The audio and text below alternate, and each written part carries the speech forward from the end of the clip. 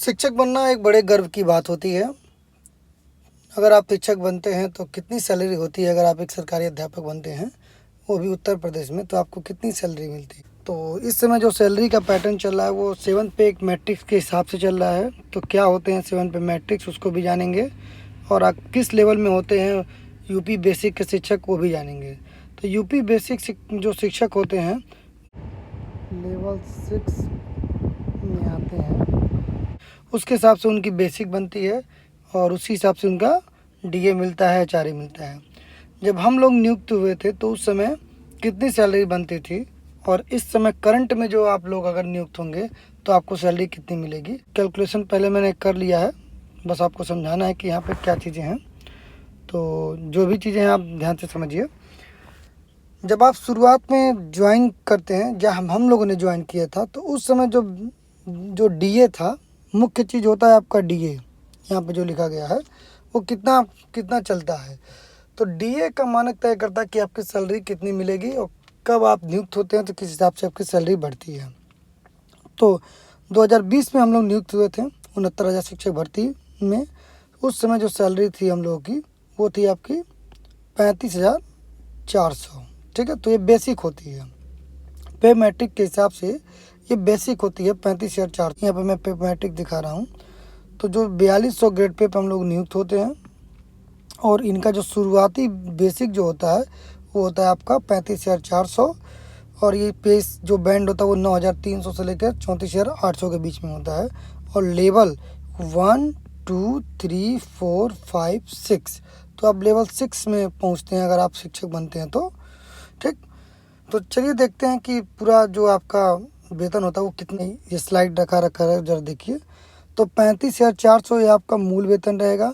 उसके बाद 35,400 मूल वेतन पे हम लोग को 17% डीए मिला था। ठीक, उसके बाद 1,340 रुपये अगर आप ग्रामीण क्षेत्र में रहते हैं तो 1,340 रुपये आपका एचआरए होता है, यहाँ पे जो मैंने मेंशन किया है।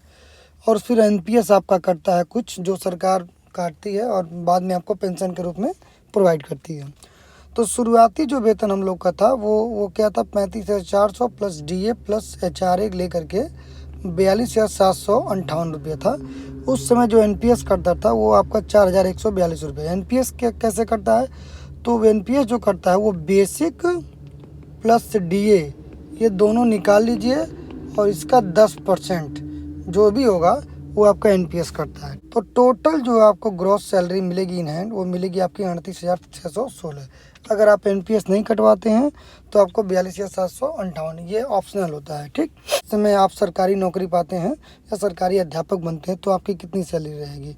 तो देखिए 35,400 आपका बेसिक रहेगा, और उस 35,400 पे इस समय जो है वो डीए बढ़ करके 58% हो गया। जो डीए होता है वो प्रत्येक